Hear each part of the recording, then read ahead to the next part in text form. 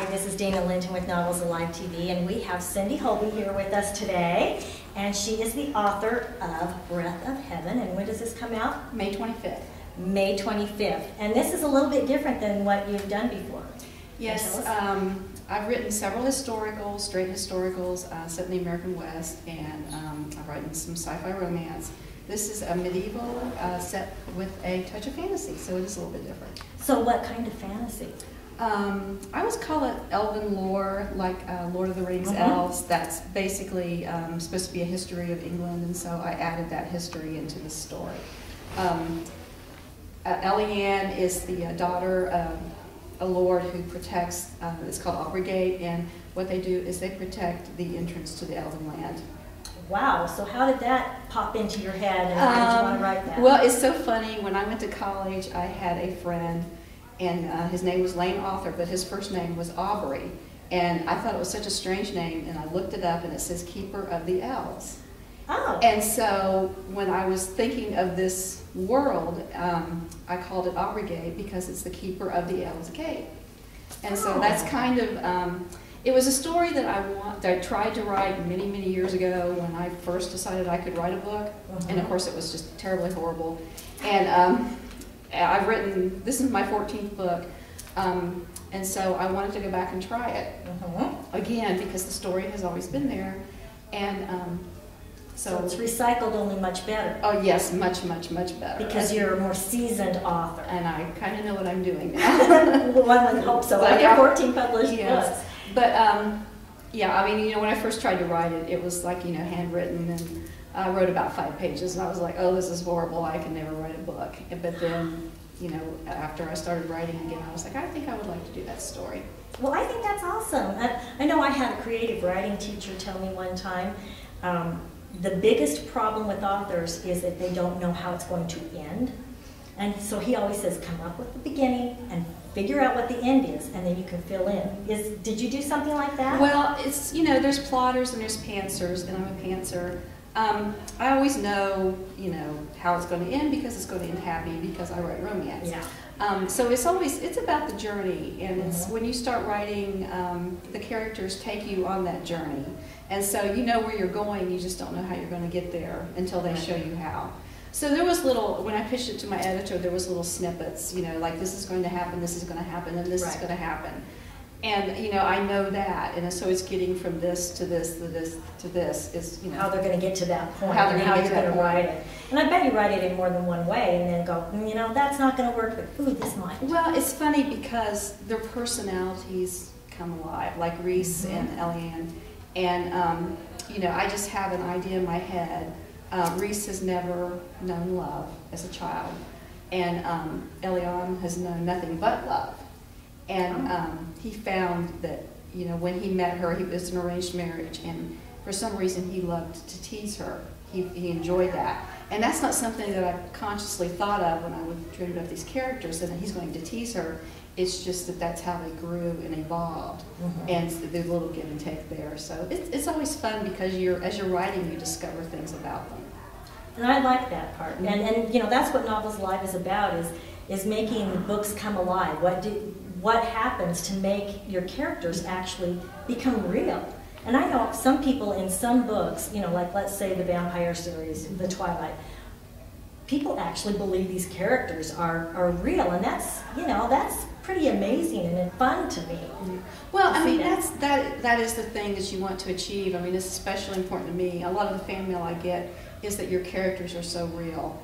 And as I usually write series, people want to know what happened to them after, you know, you close the book. They want to revisit them again and make sure that they're happy, that they're okay. And, you know, and I think you give them those little quirks and the internal conflict that make them very, very human.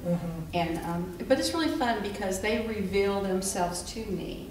You know, so I start with a general idea of what they are and just start putting them in situations, and they reveal to me how they're going to react. So I love that. I really do. I mean, it's like they're developing and growing, and then you go, okay, that's so inconsistent with this character. I can't write that, or this is perfect for his character. And you just know it instinctually. Well, and the character has to have growth through the book. So they have to grow. Not only do they grow together in a relationship, they have to grow as people and have their little aha moments and then move forward. So Right. it's really interesting. And even though I've written 14 books, each character is different in their own different way. Right. And so it's a great experience. I love the discovery of who they turn out to be. But are there, with your heroes, is there a strong underlying theme that runs through all of them? Well, I think everybody has insecurities. I mean, even the most alpha hero has insecurities. And I think you have to include those. And so they all have their different insecurities. Rising Wind, which is one of my favorite books, it's a historical. My character was afraid of dying as a coward because his father died a hero, his mother died a hero, and he was captured by the Shawnee and saw what they put his friend through. And he had that greatest fear that he would not die well. And then the woman that he loved was taken by the Shawnee, and the only way he could save her was to exchange himself for her. And he knew that when he did that what they would do to him. And so he had to come to that realization that he wanted to save her, And be that hero. And be that hero. And so, it was a long internal journey for him. But luckily, he got away. And it always ends well. It always ends well. That's one thing about romance, and that's probably why I like it, is I'm not going to read it and at the end go, no. And it's always uplifting. And I know when it comes to series, I had a couple of series that I've really been into. And at the end of it, you just feel like, oh, yeah. I'm going to miss them. Oh, yeah. They become part of your life. And I'm one of those that when I start reading a series in particular, and let's say 5 of the books are already out, I don't stop reading. Yeah. And so for 2 weeks, I get nothing done, but I'm just reading or whatever. And I really do feel like I'm missing those characters when there's nothing left to read. Well, I get, fan mail. I have the 6-book Win series about the Duncans. And of course, they each go through their step, and they're all present in each book. And then I get letters all the time, people going, when are you going to write about the next generation? So I'm working on that now, hoping, that the publisher will pick up the next generation. And it's even though the first book came out in 2002, people are writing, is there more books? And when are you going to do the next generation? I mean, it's the last book in that series came out in 6 or 7. After 14 books, it's hard to remember. But it's like just this week I got 3 pieces of fan mail. Are you going to do the next generation? When can we read it? And so people do get attached to them. And I'm proud to say that people are attached to my characters, and it makes me feel good as a writer that I am achieving my purpose, that I'm writing characters that people don't forget. Well, I mean, if you can't invest your readers in your characters, then you have to invest yourself in them. Exactly. And so when you're writing some scenes, you cry, so it's because you become so attached to them.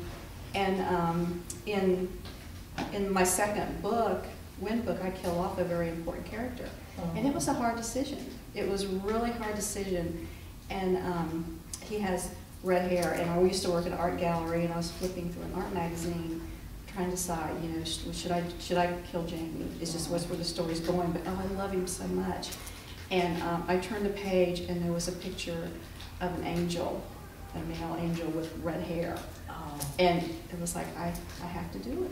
And I have that picture. It works. Yeah, and I have that picture hanging in my office. Oh my word! I know my daughter, when she was reading the Harry Potter and George and Fred, or one of those. Oh yeah, one of the twins died. One of the twins. She was crying. Oh my gosh! I was too. She was so upset. Mom, these are so good. You've got to read them. And I'm like, I can't. I don't want to cry. And she says, Oh, it's even just when Hedwig the owl died, I cried.